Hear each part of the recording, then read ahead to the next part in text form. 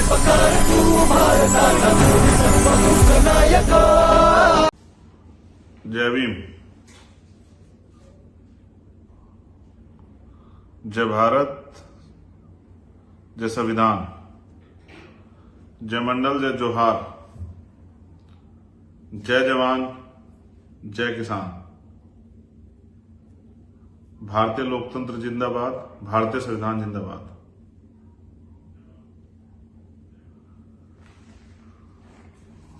आज का ये विशेष लाइव जिसका उद्देश्य है 11 सितंबर को होने वाली रैली, एक आंदोलन जिसको हम लोगों ने तय किया है कि हमें ये आंदोलन अपने लोगों के हितों के लिए करना है, उनकी रक्षा के लिए करना है, उनको सही रास्ता दिखाने के लिए करना है। और पिछले महीने हम लोगों ने इसकी घोषणा की थी। अपनी बात को शुरू करते हुए बहुजन समाज में जन्मे और सभी धर्मों में जन्मे सभी संतों, गुरुओं और महान पुरुषों को मैं नमन करता हूं। महामानव तथागत बुद्ध से लेकर संत श्रोमणी सतगुरु रविदास जी महाराज, भगवान वाल्मीकि महाराज, गुरु नानक देव, संत कबीर, गुरु नामदेव, संत गाडगे जी महाराज, नारायणा गुरु, राष्ट्रपिता ज्योतिबा फूले, छत्रपति साहू जी महाराज, डॉक्टर बाबा साहब अम्बेडकर, सर छोटू राम, महामना राम सुवर्मा, चौधरी चरण सिंह, जननायक कपूरी ठाकुर, बाबू जगदेव प्रसाद कुशवाहा, बाबू शिवदयाल चौरसिया, मान्यवर दीना भाना वाल्मीकि, मान्यवर संतराम बी ए प्रजापति और मान्यवर काशीराम साहब को नमन करते हुए मैं आज के अपने लाइव की शुरुआत करता हूं। और आप जानते हैं कि मैं अभी 4 दिन का एक दौरा करके विदेश से लौटा हूं। और ये भी दौरा जो है घूमने फिरने के लिए नहीं था, वहां रहने वाले समाज से अपनी बात रखने के लिए और उनसे भविष्य में भीम आर्मी आजाद समाज पार्टी और अपने महान पुरुषों के जो सपने हैं उनको पूरा करने के लिए और जो आंदोलन हम लोग चला रहे हैं उस आंदोलन में योगदान देने के लिए मैंने अपने 4 दिन वहां व्यतीत किए। हजारों लोगों से मिला, अपनी बात को समझाया और वो लोग मुझे सुनते भी हैं। मैं बड़ा खुश हूं कि जब मैं वहां गया तो 99% लोग ऐसे हैं जो मेरी पार्लियामेंट के स्पीचों को सुनते हैं, जो मेरे लाइव को सुनते हैं और जो मुझसे बहुत प्यार करते हैं। वो आज भी मेरे लाइव को सुन रहे होंगे, बाद में सुनेंगे, चाहे वो ऑस्ट्रिया के हों, चाहे वो वियना के हों, चाहे वो इटली के हों, चाहे हमारे गुरु घर जितने भी थे जहां जहां वो मुझे मिले, चाहे बरगामो में मिले हों या करमोना में मिले हों या ब्रसिया में मिले हों। और आपको जान के अचरज होगा कि कितने ही कंट्रियों के लोग वहां पर आए सिर्फ एक दिन की खबर में, मेरे जाने की खबर सुनकर कि भाई आ रहा है हॉलैंड के से, पोलैंड से, स्कॉटलैंड से, नीदरलैंड से, इंग्लैंड से, स्विट्जरलैंड से,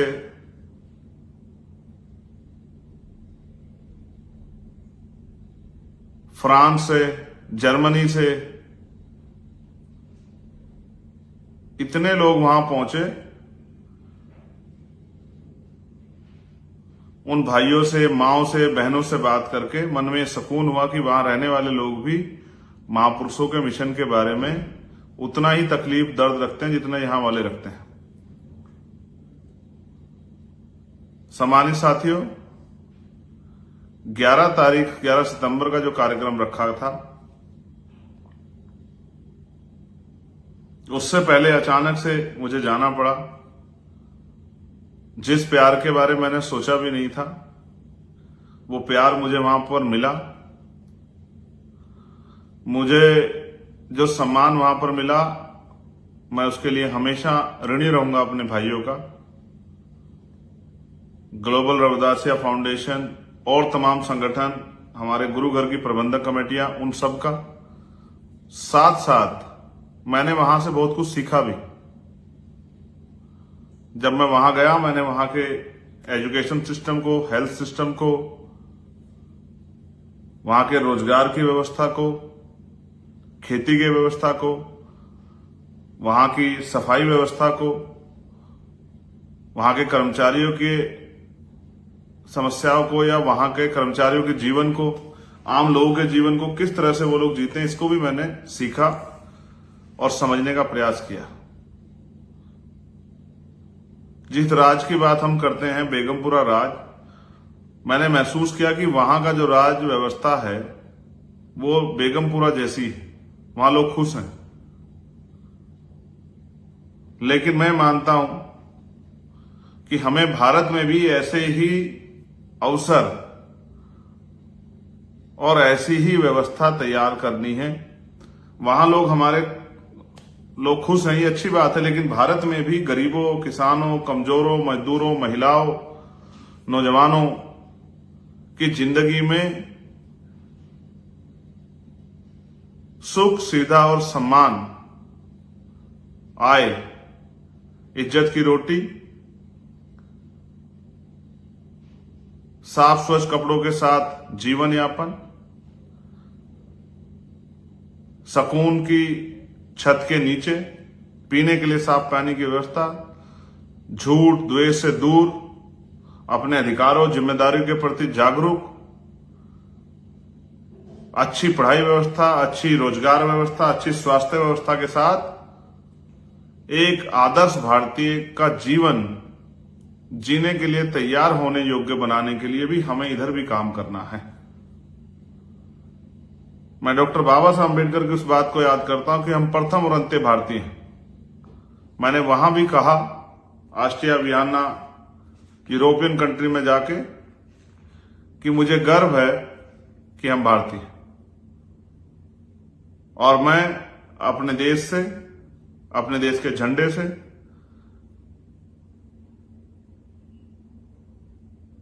उतना प्यार करता हूं जितना एक बेटा अपनी मां से करता है। मुझे मेरी मातृभूमि पर, मुझे मेरे देश पर, मुझे मेरे भारत पर गर्व। यहां कुछ समस्याएं हैं जिनकी वजह से, चाहे वो जाति व्यवस्था हो, चाहे आर्थिक गैर बराबरी हो, चाहे वो सामाजिक तौर पे गैर बराबरी हो, चाहे रोजगार की समस्या हो, एजुकेशन और हेल्थ की समस्या हो, हम उन सब से दो चार हो सकते हैं। उन्होंने हमारे जीवन में परेशानियां पैदा की हैं। सबसे बड़ी समस्या आर्थिक गैर बराबरी से हुई है। उसके साथ साथ जिसने हमारा जीवन बिल्कुल बर्बाद कर दिया है, वो है सामाजिक गैर बराबरी, जाति और धर्म के आधार पर। आज धर्म के आधार पर हिंसा हो रही है, मॉब लिंचिंग हो रही है, लोगों को मारा जा रहा है, लोगों के धार्मिक स्थलों को तोड़ा जा रहा है। ये जो पॉलिसी है, इससे भावनाओं को भड़काकर वोट तो मांगे जा सकते हैं, लेकिन देश को तरक्की के रास्ते पर नहीं ले जाया जा सकता। सम्मानित साथियों, 11 तारीख को जो रैली होनी थी, उसको अटकाने के लिए, उससे भय खाके सरकार और सरकार के सहयोगियों ने एड़ी चोटी के जोड़ लगाए कि हम परमिशन ना हो, और तमाम तरह की परेशानियां साथ में खड़ी की।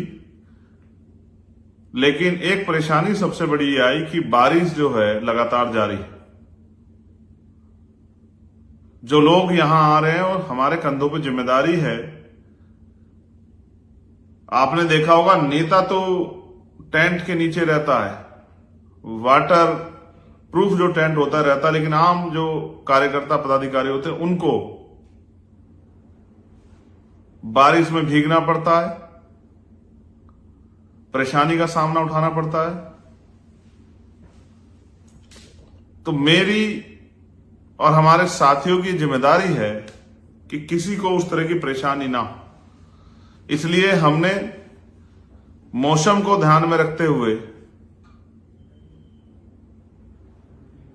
इंदिरा गांधी स्टेडियम जो आईटीओ के पास है,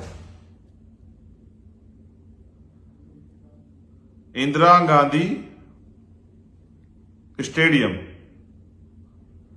जो आईटीओ के पास है, वहां पर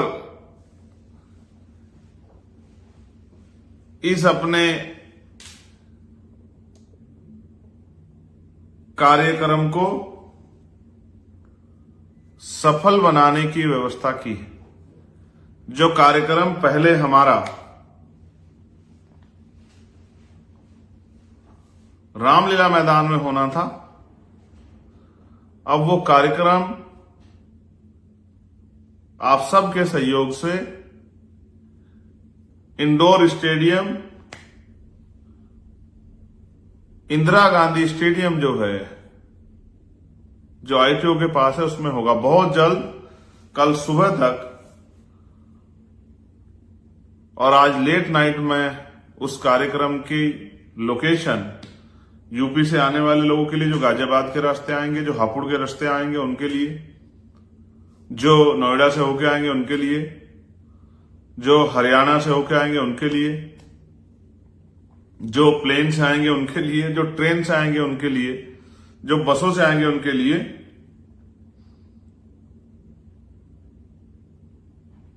किस तरह के कौन से रास्ते से आप आसानी से आ सकते हो, उसका रोड मैप मैं कुछ ही देर में अभी जारी करवा दूंगा। और कल सुबह 11 बजे ट्विटर पर एक हैशटैग भी हम लोग चलाएंगे,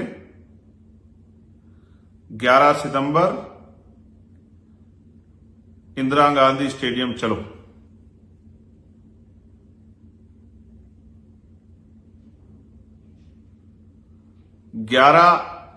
सितंबर को मैं पुनः आपसे अपील करता हूं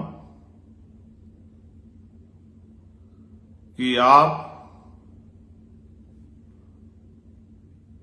ज्यादा से ज्यादा संख्या में इस कार्यक्रम, रैली, संघर्ष आंदोलन का हिस्सा बनने के लिए इंदिरा गांधी स्टेडियम पहुंचे।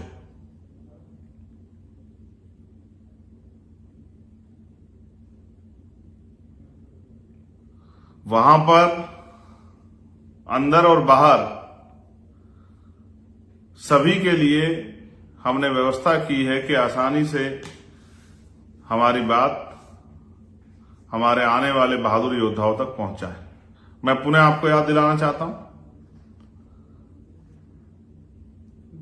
11 सितंबर सुबह 10 बजे इंदिरा गांधी स्टेडियम आईटीओ के पास दिल्ली।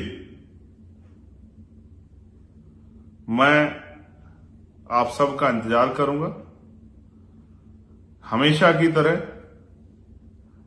जिस तरह अभी तक आपने इस आंदोलन को सींचा है और मुझे हमेशा से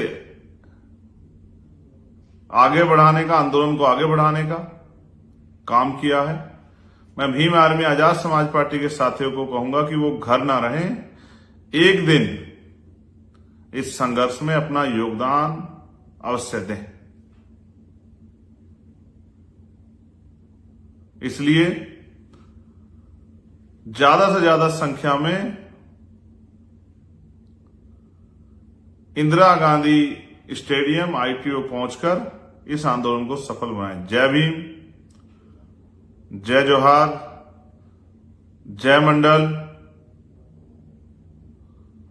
जय विज्ञान, जय भीम, जय भारत, जय संविधान। आप सभी के लिए बहुत बहुत मंगल कामनाएं और आशा और उम्मीद कि हमेशा की तरह आप इस आंदोलन को भी सफल बनाकर विरोधियों को मुंह तोड़ जवाब देंगे। मैं चंद्रशेखर आजाद, आपका भाई, आपका बेटा, आपका कार्यकर्ता, आपका इंतजार करूंगा। धन्यवाद।